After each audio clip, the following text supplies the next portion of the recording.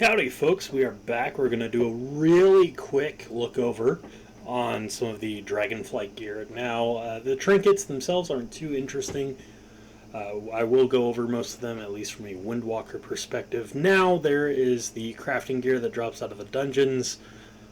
Also, it is definitely to be said that there is one dungeon that people are going to be trying to farm constantly for a certain weapon, and that's because these kinds of weapons are overpowered in the beginning of every expansion, and even right now are kind of overpowered. I actually have to sim my Windwalker to see if I'm losing DPS when I swap to the Cruciform Vein Ripper. So we're gonna have a look and check this out. There we go. So there's the crafting thing, plus 150. This is Mythic, so Mythic is going to be 382. We go into Dragon Isles. This dude's going to be at, I can only guess that they just haven't updated everything, right? Because 280 when our Mythic gear is 382. And we go over into the Vault of the Incarnates, and Raid Finders at like 388. So I'm guessing it's going to be 388. They just haven't done that yet. We are going to go here, and we are going to go into normal. None of this stuff changes between normal. We're going to go into Windwalker. We have a puzzle box, which is a huge mastery bonus. Essentially, it is a sigil, but for mastery. We've got a pole arm, which is fine. I mean, there's some real cool, flavor text on some of these. The signal fire infrequently summons a null that does random stuff, deals physical damage and stun, poison them, or increase your highest secondary stat by 1183. Maybe there's a way to control that. The Idol of Pure Decay, your ranged abilities, so Crackling Jade Lightning, I guess. You wouldn't really be using that unless you need it for a stack stick. Then we get over here, Jagged Ice. You just build up a thing, and then, build them up to 4, then pop it. It's AoE. It's just to do more damage. Fragment, you gain a bunch of agility, but it goes down the more abilities you use, which is really bad for Monk, because we do so much. Here's the weapon I was talking about, Forge Storm. Now, this is very unique because it's unique equipped, but it's also unique because it has a special ability while also having secondary stats, which you don't find anymore. And this is just, with the fact that it has secondary stats along with the ability, you're going to want this. But how can you not want that? That's pretty cool looking weapons, right? The Erupting Trinket, you throw a spear and it comes back. The more enemies you hit, the higher your crit. This just does more damage the more people there are. A lot of these are just AoE trinkets. Oh, that's a mace. That's not too bad.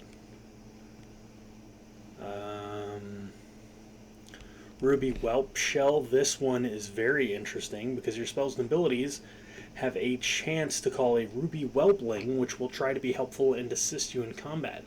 It has an on use that can call the Whelpling and instruct them in combat, teaching them how to be helpful.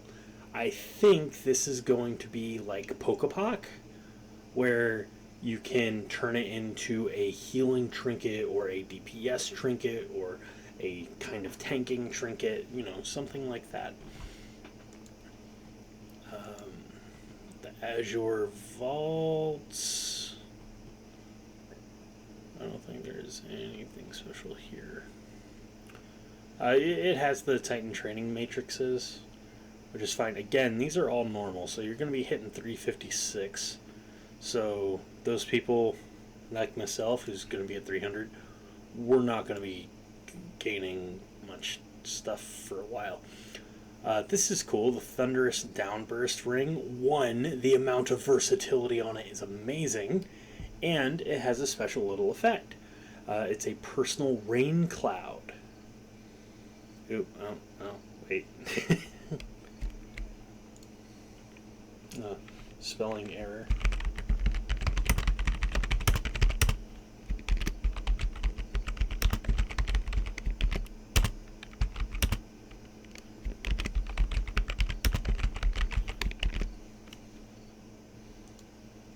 Maybe that'll get fixed, maybe not. So here's when your attacks have a chance to cause the winds to surround you, raising your agility by 108 per stack, stacking up to 10 times over 15 seconds before then falling off. So you can get up to 1,000 agi. I mean, it's not a unique trinket by any means. What's this? This is going to be the dungeon that we get in the pre-patch too. So I'm going to be checking this out a little bit. Yeah, I mean, Forge Storm has the same model, but I want to see what it's going to be when it's on pre-patch. Call on the Lost Dwarves. It's just an AoE thing on a 3-minute cooldown. So we're not really getting anything new in terms of trinkets from the dungeons. So let's check out Windwalker. Decoration of Flame. Stomp the ground, commanding flames to radiate outward from your position and granting you a shield. After the delay, they return, dealing the same damage and refreshing the shield. They're increased for each enemy struck. Okay, so that's the one tank trinket from Argus, like the boss before Argus, the other Titan. Two-handed weapon. Okay, that's not too bad. This is all Raid Finder. Mark of the Primal Oath. Swear your oath to the Primalist to become marked by frost, increasing your crit. Fight alongside allies who are marked by earth or fire. Has a chance to grant you half of their marked stats for 12 seconds. So that would be like a small amount, which is fine. It's kind of like Battle Standard. Storm Eater's Boon. Accept the storm, becoming a primal air elemental and immobilizing yourself for X seconds. While in this form, your melee attacks and abilities gain range and have a very high chance to summon windbursts at your target location, dealing nature damage around them. That is interesting. That kind of turns you into a ranged DPS for a second. What's this? Create a Soulbound Vault of the Incarnate class set. Okay, so that's the class set stuff. Okay, and it looks like it's a 10 item level boost. Yeah, it looks like it's a 10 item level boost. Enter an elemental stance. Successfully dodging or parrying an attack has a chance to unleash a powerful counterattack to enemies in front of you as you assume the next stance. Okay, so that's definitely something that Brewmasters will be using for damage. Way of Controlled Currents. Your crits have a chance to build static electricity, granting 2% attack speed per stack. Attack speed isn't really meaningful for us. At 10 stacks, lightning surges through you, increasing your movement speed for 12 seconds. While surging, your auto attacks jolt your target and one nearby enemy. So that's going to be good for rogues. Maybe.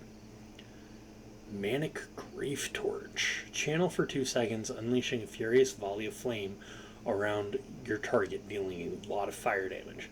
Whenever an ally dies, this cooldown is reduced by 90 seconds. That's kind of fun. Razgaleth, the final one, Spiteful Storm. That's pretty powerful. Casting and attacking builds stacks of spite. At 5, a Spiteful Storm Bolt arches towards your target, dealing low nature damage over 3 seconds. Upon expiration, the bolt returns, increasing the amount of spite needed by 1 and permanently increasing the damage against them until either of you die. That's going to be a really powerful trinket. Really powerful trinket, especially for like fast classes. The amount of people that'll be pissed because they drop their stack. So I'm okay with that. So and that's Raid Finder. What's normal at? Okay, everything's at 408 on normal. What about heroic? It's still at 408, but 421 is going to be the heroic item level. Mythic is going to be 434, so that's not too bad. It's about a 130 item level jump, which is fine. Let's go on heroic. It's 369. Mythic. Mythic, we're looking at 382. Are they doing that? Are they actually doing it? Oh, guys. I think they're actually doing this. So, really quick, what I mean by they're actually doing this is they are making dungeons another way to actually progress, where you don't need to go into LFR in order to get high gear, because one thing that people always point out is like, yeah, LFR gives better gear than even Mythic 0. Now it's not really going to be the case. I've got to check something, but I think we don't even have like a special weapon in there. We don't.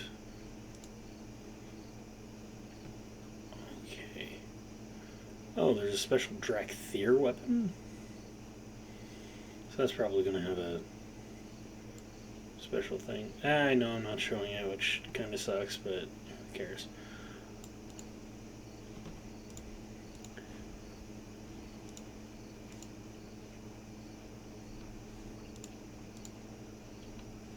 Huh.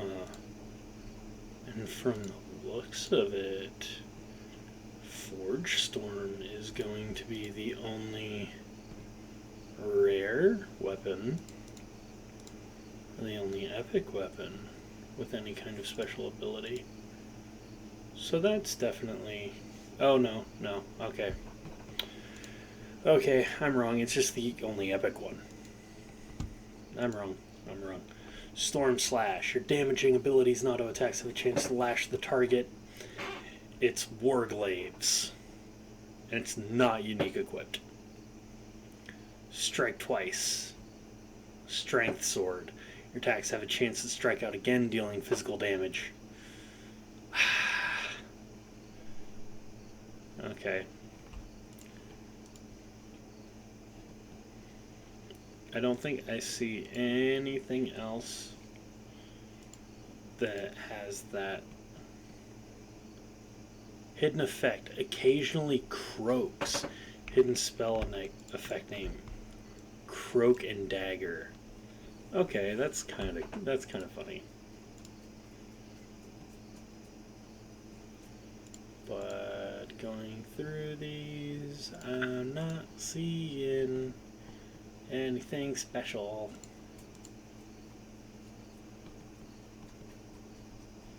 So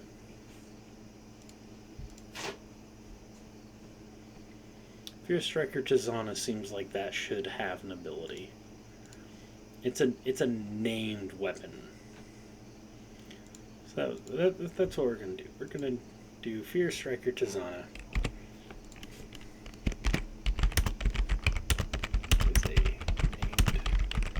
And as such should have a special effect, so it can stand out amongst other weapons and be the only int dungeon weapon with a special effect, since all other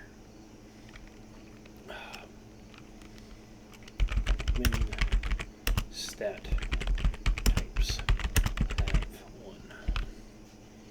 There we go. That's, I mean, that's my suggestion. But maybe it is a bug. Maybe they're supposed to have an ability. And either way, I'm liking it. The item level gap isn't too insane, right? It's not too insane. Do I think that they could have gone a little bit lower? Yes, I do. However, I am also keeping in mind that this is simply tier 1. I'm gonna probably look over some other stuff, maybe profession stuff tomorrow or the day after, because I'm gonna be gone and busy for approximately 24 hours. So yeah, you guys have a great day. If you guys find anything fun in the PTR, feel free to tell me. Like, even if it's a bugged ability like the monk healing ability, it's great.